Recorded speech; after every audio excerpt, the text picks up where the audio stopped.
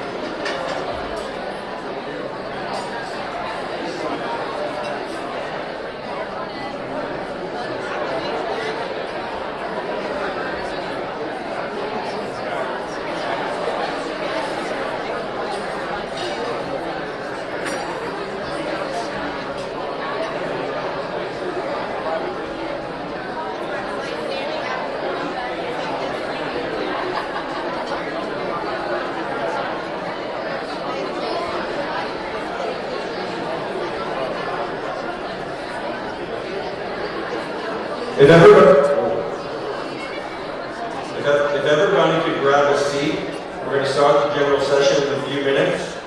If everyone can grab a seat. I know it's a little tight in here. If everybody can take advantage of every seat at every table, that'd be great. We'd like to fit as many people in here as possible. Thank you.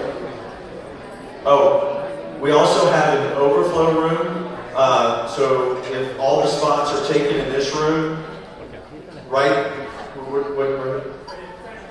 It's the track 4 room. There's a video projector that they're live streaming all the talks in the general session because we anticipate maxing out this room.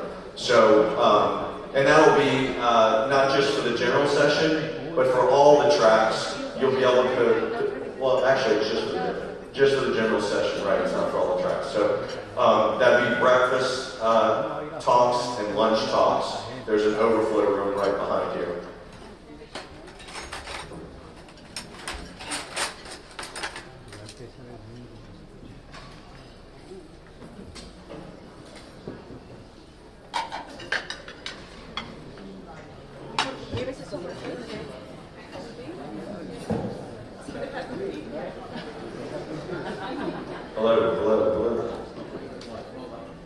Hello.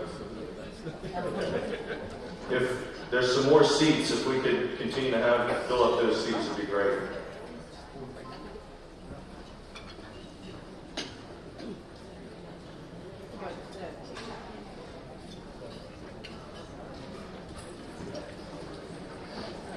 And if we could close the door back over here. We'll give it another minute to see if we can fit some more people in here.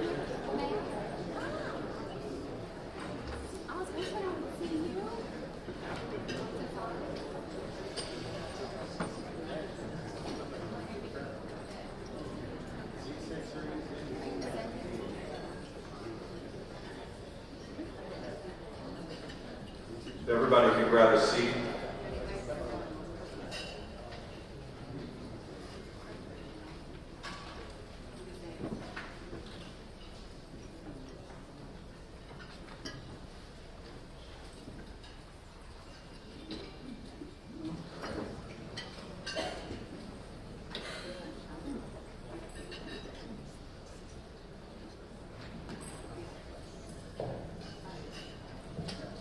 We could close that door.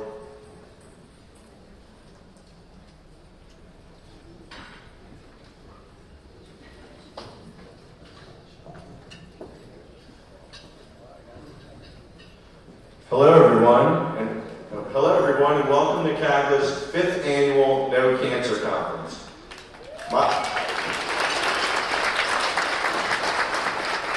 My name is Chad Landry, and I am the CESO of CAGLA, the Chief Email Spam Officer of CAGLA. And if I have to explain that to you, then you've obviously managed to escape the wrath of my email blast.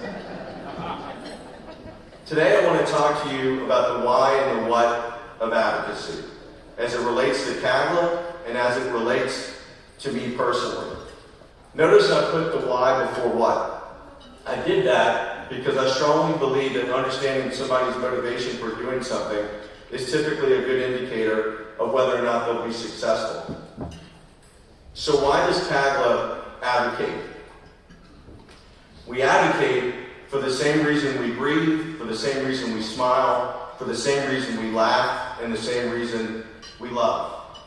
We advocate because it feels natural and right to all fight for a cause we believe in. Whether you are CAGLA trustee Karen Stahl, who was diagnosed with stage 3 triple negative breast cancer back when that diagnosis was a death sentence, or CAGLA trustee Rich Monty, whose father died of lung cancer while he was playing football for the Saints, or CAGLA trustee Al Copeland Jr., whose father lived the American dream, growing up poor, but ultimately building a multi-million-dollar fried chicken empire. But even with all the means in the world, he still couldn't beat his Merkel cell cancer. CAGLA advocates because it's personal to us, and because we want to do everything in our power to help save lives in our community. I get the question a lot, why have you spent most of your adult life advocating? Back in 1995, when I was diagnosed with cancer, I quickly realized that fighting cancer can be a lonely sport. A lot of times it feels like it's you against the rest of the world, and all the odds are stacked against you. I can still remember my first chemotherapy treatment. I was in Dr. Black's oncology clinic, and I was sitting there and I was worried about the nausea that comes with chemotherapy. I was also nervous about whether or not I'd lose my hair. But sitting next to me was a man who would change my perspective on life. His name was Red. He was in his late 30s.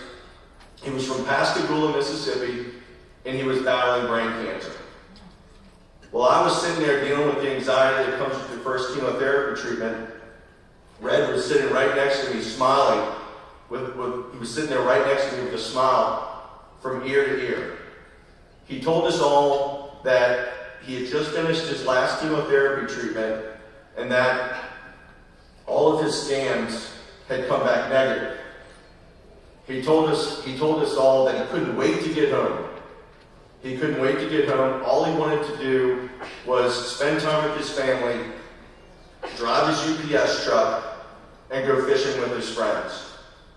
Fast forward 6 months later, I was once again sitting in the waiting room of Dr. Black's oncology office, and I ran into Red again.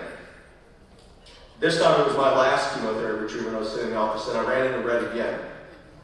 This time Red looked different. He looked sad. So I said to him, I said, "Hey Red, how are you? How have you been?" Red told us that he had recently had his 6-month checkup, and the scans came back and showed new lesions on his brain. So before I could say anything, Red said that that's okay, because for the past 6 months, I got to spend time with my family. I got to spend time with my family, I got to drive my UPS truck, and I got to go fishing with my friends.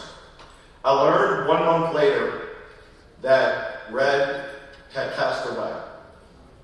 But on that first day of chemotherapy treatment, Red gave me something incredibly important. He gave me hope. He gave me hope that I wasn't alone, hope that I could beat my cancer, and hope that after beating my cancer, I would have a deeper appreciation for life. That's why I advocate. I don't want any cancer patient to ever feel like like they're alone.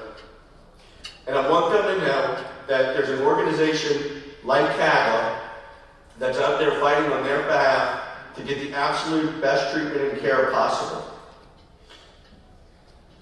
So now that you know the why, let's talk about the what. What does CAGLA advocate for? Since 2019, CAGLA has passed 14 bills into law. And our process is actually pretty simple. First, we gather physicians from across the state, we put them in a room, and we ask them to come up with a list, each of them a list of legislative ideas. The 45 doctors that make up CAGLA's Scientific Advisory Board are truly the idea engine of our organization. They are all very passionate about saving lives and improving cancer care in our state. These doctors all debate and discuss the ideas. They narrow down the list to 1 or 2 proposals, and then the next step is to find a state lawmaker to carry and author the bill. Once the bill is filed, our entire CAGLA team, our Scientific Advisory Board members, and our trustees start making trips to Baton Rouge. We testify at committee hearings, we meet with lawmakers, and we actively lobby on behalf of our bill. This year, our Scientific Advisory Board reached a consensus on an idea that we think will truly benefit cancer patients across our state. For the 2026 legislative session, CAGLA is pursuing the passage of a comprehensive dental coverage bill for Louisiana cancer patients. Many cancer patients are required to get a dental exam before they start treatment or get a stem cell transplant. These dental exams are necessary to see if the patient has a loose tooth or needs any other type of dental work before starting chemotherapy. The reason is simple. Untreated dental infections can be very dangerous for a cancer patient who has a weakened immune system due to chemotherapy. Unfortunately, Louisiana health insurance companies don't cover the cost of these dental exams. And many lower income cancer patients don't have dental insurance. So they're forced to pay out of pocket. Oftentimes, the chemotherapy treatments or the stem cell transplant is delayed because the patient simply doesn't have the money. CAGLA's comprehensive dental coverage bill for Louisiana cancer patients would require Louisiana health insurance companies to cover the cost of this dental exam. Before we filed the bill, we approached the Louisiana Dental Association in an effort to get them to partner and support our bill. The Louisiana Dental Association came back to us in full support of our bill. And with their partnership, we really feel like this bill can have a big impact on the lives of cancer patients across our state. And that's really what advocacy is all about. It's when you or someone in your family hears the words, "You have cancer," you're given every possible chance, every possible opportunity to fight and to win. Because behind every policy, behind every meeting, and behind every vote in Baton Rouge, there's a patient. Someone just like Red. Someone who's looking for just a little bit more time to spend with their family, a little bit more time to go to their job, and a little bit more time to go fishing with their friends. If CAGLA can give our Louisiana cancer patients more moments like that, then every trip to Baton Rouge, every meeting, and every ounce of effort will be worth it. Thank you so much for all being here today, and thank you for joining us in the fight to improve cancer care here in our state. I hope you all enjoy the conference. Thank you.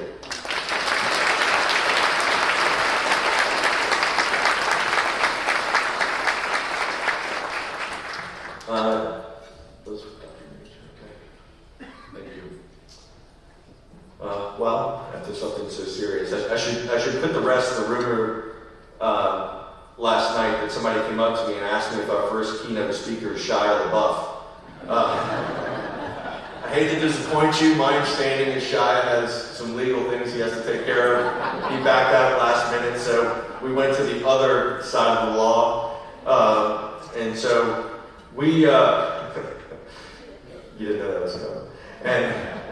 And so every member, every doctor that's part of CAGLA, they all bring something unique to the table. We're fortunate to have Dr. Sanjay Janeja on our scientific advisory board. He's been one of the original members, and every year he comes through with delivering a top-notch keynote speaker, somebody that he worked a panel with, at a different national conference. Of course, they meet him and they fall in love with Dr. Poole. And so last year, he asked me if I knew this next keynote speaker, and I said, absolutely, I'm a huge fan. And he said, well, we can try to get him. I said, that would be great. Well, unfortunately, last year he had a commitment and he couldn't make it, this next keynote speaker. But this year, he was able to do it, and actually it coincides with the rollout of one of his new books. And so we're very happy to have this next keynote speaker, and I'm going to have Dr. Janeja introduce him.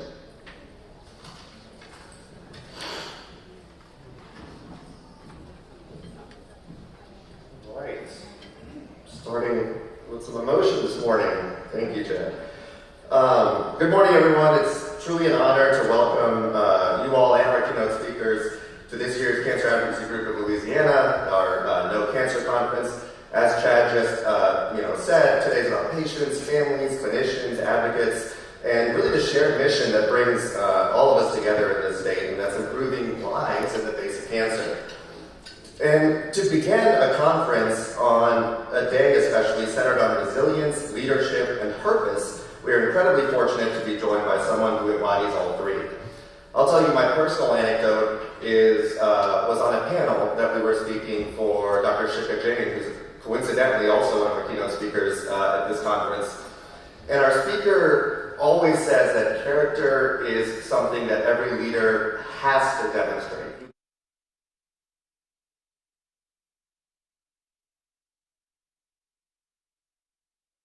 Panel, I answered the question and I said the statement, so many of you are leaders and you're going to go back to your institutions and make this change and equity. And he interrupted me and he said, I'm sorry, Dr. Janeja, I have to tell you, any good leader has to speak up at the right moment. You said many of them are leaders. I believe everyone in this room is a leader. And I just thought that was a beautiful demonstration of really speaking and doing the things at a moment when other people are watching, if you're in any kind of position to be a leader, which we all are, every one of us. With that said, Lieutenant General Mark Ertling is a distinguished retired senior officer of the United States Army, having served for nearly 4 decades. His leadership spanned from tactical command and strategic global operations, culminating as the Commanding General of the United States Army Europe. Over the course of his career, he led soldiers in some of the most complex and high-stakes environments in the world, earning numerous military honors and distinctions for his service and dedication. In 2013, Mark was also appointed by President Obama to be one of the 25 people serving on the President's Council of Fitness, Sports, and Nutrition. But what makes General Ertling especially meaningful to have with us today is not just his leadership in the military, but his deeply human story. After his military career, General Ertling became a passionate advocate for health, fitness, and wellness, drawing from both professional experience and personal challenges. He represents resilience, prevention, and talks about the importance of taking ownership of our health. Today, he's widely recognized as a national voice on leadership, resilience, and wellness, serving as a senior analyst for CNN and continuing to educate and inspire audiences across the country. What makes his perspective so valuable to us in oncology and advocacy is this. He understands that the fight for health, much like the challenges he faced in uniform, is not just physical. It's mental, it's emotional, it's communal. and it requires leadership at every level. As we think about cancer, not just as the disease, but as a life-altering journey for patients and families, his message about resilience, discipline, and purpose could not be more timely. Please join me in welcoming a leader, a survivor, and an advocate, Lieutenant General Mark Kirkland.